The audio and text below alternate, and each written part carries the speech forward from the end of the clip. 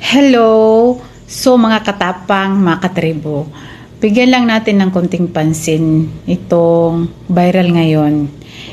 Idol ko pa naman, idol ko to si Mayor Nina Kiambao sa PBB yan noon. Minsan kasi, yung pagkaprangka natin, inaano ng mga tao, sabi nila masama ka. Pero yun pala, prangka ka lang. Wala namang problema. Sabi lang niya, tingnan mo, pakinggan mo yung sinabi niya. Poka, can I change the mic? There's bad breath here. Sorry, mabaho talaga yung mic. Sorry, I can't. Baho. It's amoy maasim. Sorry.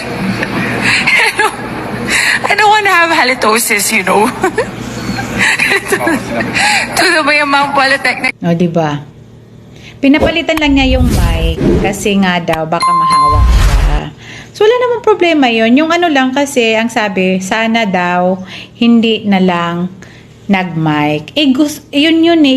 Kasi nahawakan niya yung microphone. So, walang masama doon. Diba? Walang masama. Prangka lang si Mayor. Kaya wag na natin pahapain pa yung issue. Okay? So, love-love na lang tayo.